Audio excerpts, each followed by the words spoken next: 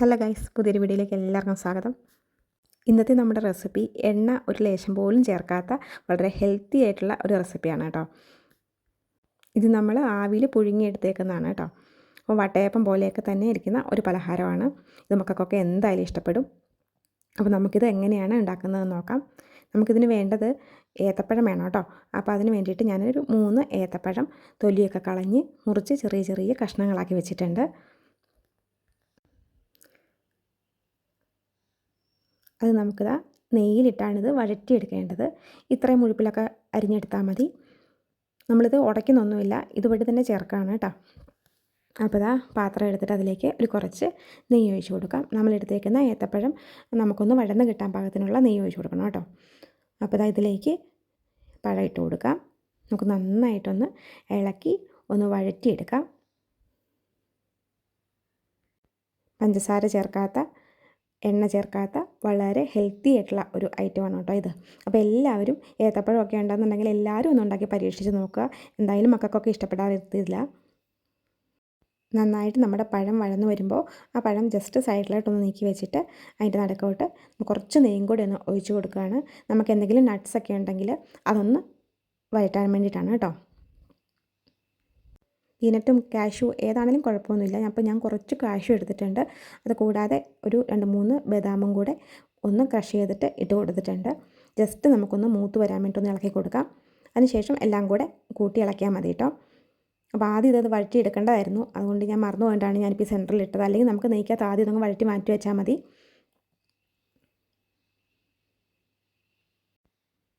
ഇനി ഇതിലേക്ക് ഒരു ഫ്ലേവറിന് വേണ്ടിയിട്ട് നമുക്ക് കുറച്ച് ജീരകവും നമ്മുടെ ഏലക്കാപ്പൊടിയും കൂടെ ചേർത്ത് കൊടുക്കാം കേട്ടോ.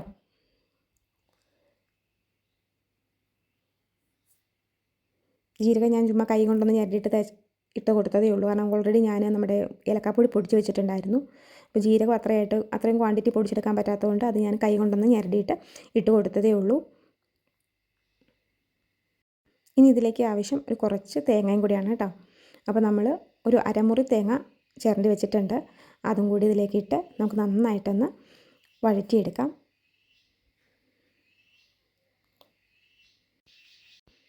ഇനി നമുക്കത് മാറ്റി വെച്ചേക്കാം. ഇനി വേണ്ടത് മറ്റൊരു പാത്രം നമുക്കെടുക്കാം. അതിലേക്ക് റവയും റാഗിയാണ് നമ്മളിതിനകത്ത് പൊടികളായിട്ട് ചേർക്കുന്നത്. അപ്പം ആദ്യം നമുക്ക് റവ ഇട്ട് കൊടുക്കാം.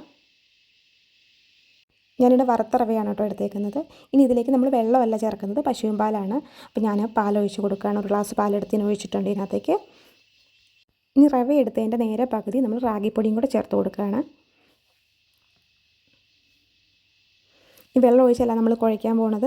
ഇതിലേക്ക് നമ്മൾ പാനിയാക്കി വെച്ചേക്കുന്ന ശർക്കരയാണ് കേട്ടോ ഒഴിക്കുന്നത്. ശർക്കരയും കൂടെ ഒഴിച്ച് നമുക്ക് നന്നായിട്ടൊന്ന് ഇളക്കി കൊടുക്കാം. നമ്മളത് പച്ചവെള്ളം ചേർക്കുന്നേ ഇല്ല. ലൂസാക്കാനായിട്ട് ഒന്നെങ്കിൽ ശർക്കര പാനി ഒഴിക്കുക, അല്ലെങ്കിൽ പാല് തന്നെ ഒഴിക്കുക കേട്ടോ. ഇനി ഇതിലേക്ക് നമ്മൾ വഴറ്റി വെച്ചിരിക്കുന്ന നമ്മുടെ ഏത്തപ്പഴം കൂടെ ചേർത്ത് കൊടുക്കാം.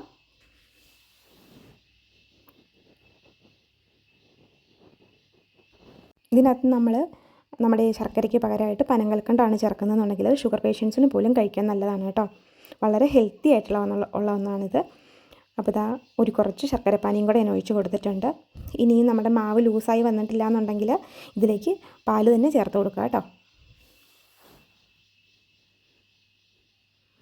നന്നായിട്ടൊന്ന് മിക്സ് ചെയ്ത് കൊടുക്കാം. ഇനി ആവശ്യമെങ്കിൽ ഒരു കുറച്ച് പാലും കൂടെ വേണമെങ്കിൽ ഒഴിച്ച് കൊടുക്കാം കേട്ടോ. ഒരുപാട് കട്ടിയാവാത്ത ഒരു ബാറ്ററിയാണ് നമുക്ക് വേണ്ടത്. അപ്പോൾ ഞാനൊരു കുറച്ച് പശുവും പാലും കൂടെ ഒഴിച്ച് കൊടുക്കുവാണ്. തേങ്ങാപ്പാലിൽ വേണമെങ്കിലും ഉണ്ടാക്കാം കേട്ടോ. പക്ഷേ തേങ്ങയ്ക്കൊക്കെ ഇതുപോലെ വില കയറുമ്പോൾ നമ്മൾ അങ്ങനെ ഉണ്ടാക്കണ്ടല്ലോ എന്ന് ഓർത്തിട്ടാണ് ഞാൻ ഈ പശുവും പാലിൽ ഉണ്ടാക്കി കാണിച്ചു തരുന്നത്.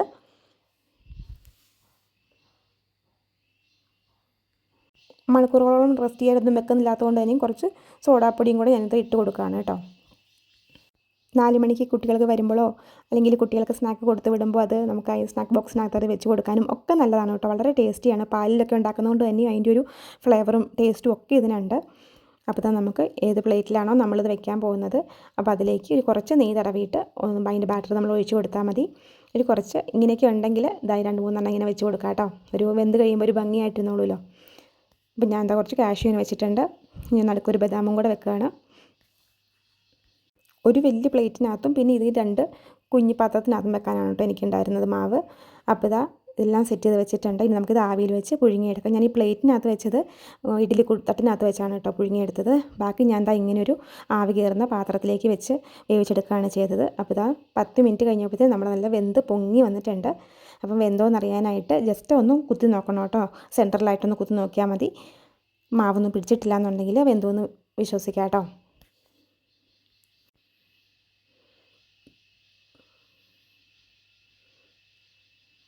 നന്നായിട്ട് നമ്മുടെ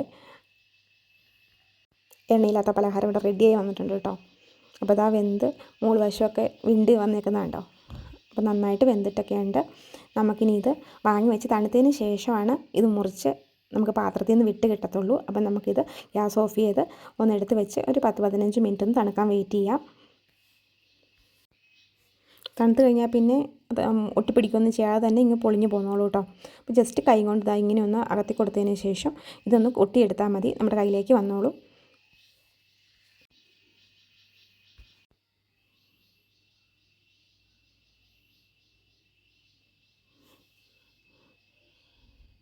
കണ്ടോ, വളരെ സോഫ്റ്റ് ആയിട്ടുള്ള ഒരു റെസിപ്പിയാണ് കേട്ടോ. ഇതെല്ലാവരും ഉണ്ടാക്കി പരീക്ഷിച്ച് നോക്കുക, മക്കൾക്കൊക്കെ ഉണ്ടാക്കി കൊടുക്കുക കേട്ടോ. എല്ലാം ഈ എണ്ണയിൽ വറുത്ത് കോരുന്ന ഭക്ഷണങ്ങളും ജങ്ക് ഫുഡൊക്കെ വാങ്ങിച്ചു കൊടുക്കാതെ ഇങ്ങനെ നമ്മുടെ വീട്ടിൽ തന്നെ ഉണ്ടാക്കുന്ന പലഹാരങ്ങൾ മക്കൾക്കൊക്കെ കൊടുക്കാൻ ശ്രദ്ധിക്കുക കേട്ടോ. പ്ലേറ്റിലുള്ളതാണെങ്കിലും നമുക്കിത് അങ്ങനെ ഒന്ന് കമത്തിയിട്ടിട്ട് ഒന്ന് തട്ടി കൊടുത്താൽ മതി, അതുപോലെ തന്നെ വന്നോളൂ കേട്ടോ. പ്ലേറ്റ് പിടിക്കുകയൊന്നും ചെയ്യത്തില്ല. നല്ല സോഫ്റ്റ് ആയിട്ടുള്ള ഒരു അപ്പമാണ് കേട്ടോ ഇത്. അപ്പോൾ ഇന്നത്തെ നമ്മുടെ വീഡിയോ ഇത്രയേ ഉള്ളൂ. ഇഷ്ടമാവുകയാണെങ്കിൽ നമ്മുടെ ചാനൽ സബ്സ്ക്രൈബ് ചെയ്ത് സപ്പോർട്ട് ചെയ്യാൻ മറക്കണ്ട.